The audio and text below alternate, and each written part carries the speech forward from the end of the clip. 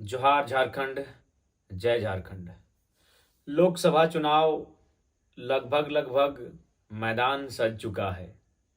सभी महारथी तैयार हो रहे हैं, अपने अपने सेना नायक की प्रतीक्षा में हैं। सब अपने अपने नाम की घोषणा होने का इंतजार कर रहे हैं। तो खैर, जिस लोकसभा सीट से मेरे आने की संभावना थी, उस संभावना को अब मैं पूर्णतः आश्वस्त करने जा रहा हूं कि हमारी एंट्री झारखंड राज्य के पहाड़ों से घिरे हुए भौगोलिक दृष्टिकोण से एक सुंदर, बेहतरीन, शानदार लोकसभा गिरिडीह लोकसभा से होने जा रही है। चूंकि दोनों दलों ने अपने प्रत्याशियों की घोषणा कर दी है। मैंने भी नाम अपना घोषणा कर दिया था, लेकिन चूंकि लिखित नहीं हुआ था, अतः आज की इस वीडियो के माध्यम से अब मैं आश्वस्त कर दूं कि मैं पूरे होश हवास में गिरिडीह लोकसभा से चुनावी मैदान में कदम धरने जा रहा हूं। सवाल लोगों के मन में बहुत सारे होंगे कि धनबाद लोकसभा क्यों नहीं। क्योंकि एक इंटरव्यू में मैंने कई महीनों पहले कहा था कि मैं चुनावी मैदान में वहां से शिरकत करूंगा जहां धरती के नीचे आग होगी और ऊपर भी आग होगा। लोगों को लगा कि शायद मैं धनबाद की बात कर रहा हूं। निश्चय ही मैं धनबाद की बात कर रहा था, लेकिन आप भूल रहे हैं, गिरिडीह लोकसभा भी एक ऐसा लोकसभा है जहां आग ही आग है। जी हाँ, इसी गिरिडीह लोकसभा में बेरमो थर्मल प्लांट, इसी लोकसभा में चंद्रपुरा थर्मल प्लांट। तो आग की कोई कमी नहीं। इसी लोकसभा में बेरमो और बागमारा नाम के दो विधानसभा जो कोयले से परिपूर्ण है। तो खैर, वह आग ही आग की बात तो गिरिडीह लोकसभा में भी है। अब एक सवाल ये कि धनबाद के स्थान पर गिरिडीह क्यों? चूंकि मैंने बार बार कहा और आज इस वीडियो को बनाते समय भी कह रहा हूं कि मेरा दिल आज भी धनबाद लोकसभा को प्रीफर करता है। लेकिन चूंकि मेरा मानना है कि मेरा बूथ सबसे मजबूत, अतः जिस बूथ में मेरा नाम है मैं वहां से चुनावी मैदान में आऊंगा। जिस मतदाता सूची में जहां से मेरा नाम है उस लोकसभा से मैं आना पसंद करूंगा। तो जी हाँ, मैं खुद को पहले अपना खुद का वोट दूं, मैं उस लोकसभा से आना पसंद करूंगा। तो जी हाँ, मेरा लोकसभा गिरिडीह है। गिरिडीह लोकसभा के टुंडी विधानसभा अंतर्गत तोपचांची प्रखंड के चित्तरपुर पंचायत अंतर्गत मानटांड के गांव में मेरा मतदाता सूची में नाम है।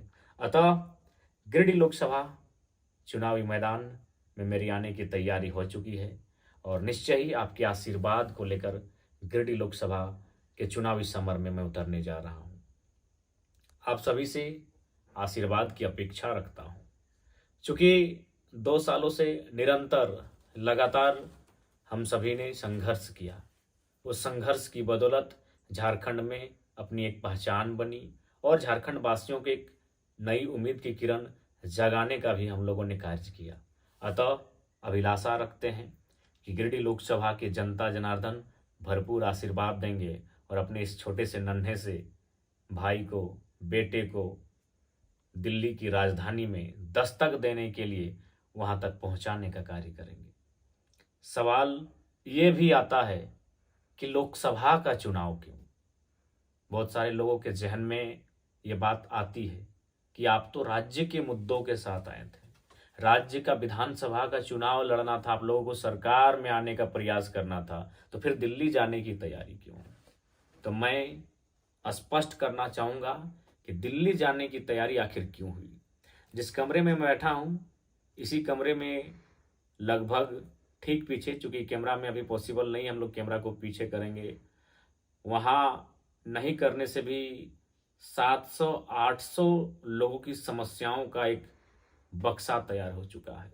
वो समस्याएं हैं जमीन की, वो समस्याएं हैं कल कारखानों में कंपनियों के द्वारा जमीन लिए जाने की, वो समस्याएं हैं बीसीसीएल सीसीएल के द्वारा भूमि अधिग्रहण करने की।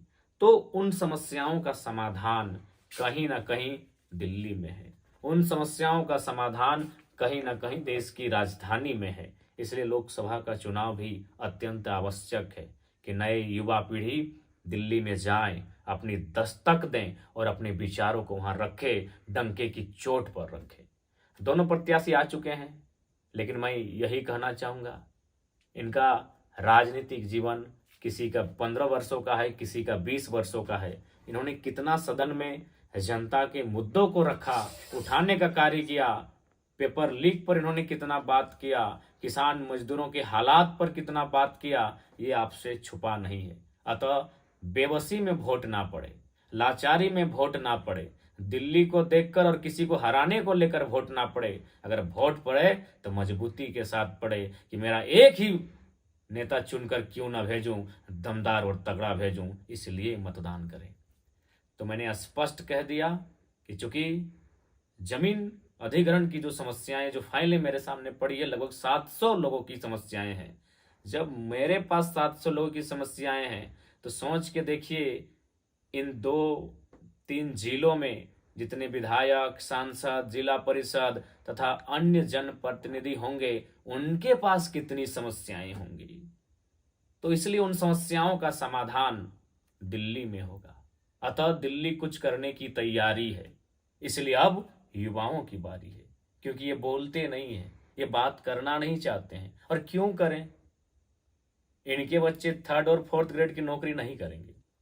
जो अभी 2 प्रत्याशी आपके सामने आ चुके हैं, एनडीए पक्ष से हो या इंडिया पक्ष से हो, इनके बच्चे 3rd और 4th ग्रेड की नौकरियां नहीं करेंगे। इसीलिए पेपर लीक पर भी ये मौन रहेंगे, छात्रों के बदतर हालात पर भी ये चुप बैठेंगे, मौन साध कर बैठेंगे, क्योंकि इनका मकसद, इनका जो व्यापार फैला है, आप भी जानते हैं, हम भी जानते हैं, ये कोई प्रदेश और विदेश के लोग नहीं है, आपके घर के आजू बाजू के लोग हैं। आपको मालूम है इनका कारोबार क्या है। ये कैपिटलिज्म के सपोर्टर हैं, ये पूंजीवाद के सपोर्टर हैं। अतः ऐसे युवाओं का चयन करें जो आपकी बातों को, छात्रों की पीड़ाओं को, किसान मजदूरों की पीड़ा को सदन में बेहिचक रख सके। आज ये 15 वर्षों से राज्य का नेतृत्व किया, विधानसभा के सदन में ये बैठे। आप बताइए कितनी बार इन्होंने मुखरता के साथ खतियान आधारित स्थानीय नीति, एक बेहतर नियोजन नीति, विस्थापन नीति, पुनर्वास नीति इत्यादि पर इन्होंने चर्चा किया हो या फिर अपने माध्यम से प्रेजेंटेशन दिया हो। बस 5 साल काटते हैं, बदले में जीटी रोड में कहाँ जमीन मिलेगा, कहाँ किस कंपनी में पार्टनरशिप होगी, कहाँ कौन सा मॉल खरीदेंगे, कहाँ कौन सा बढ़िया सिटी में एक जगह मिलेगा जहाँ मार्केट बनाएंगे। इसके अलावा अगर छात्रों के हित में अगर आवाज उठाया हो, इसके अलावा अगर बेरोजगारों के हित में आवाज उठाया हो, तो आप एक बार सोच लेंगे। इसलिए गिरिडीह लोकसभा में ये युवा आपका आशीर्वाद लेने इसलिए आया है कि 2 वर्षों के संघर्ष के बाद हम लोगों ने यह निर्णय लिया है। अतः गिरिडीह लोकसभा से चुनाव क्यों लड़ रहे हैं, गिरिडीह लोकसभा के नाते दिल्ली जाने की तैयारी क्यों है, संक्षिप्त में इस विषय पर हम लोगों ने बात किया। अतः उम्मीद करते हैं आपका आशीर्वाद, आपका प्यार आपके बेटे, आपके भाई को मिलेगा और दिल्ली में दस्तक देने की जो तैयारी है वो धाकड़ होगी। जोहार झारखंड।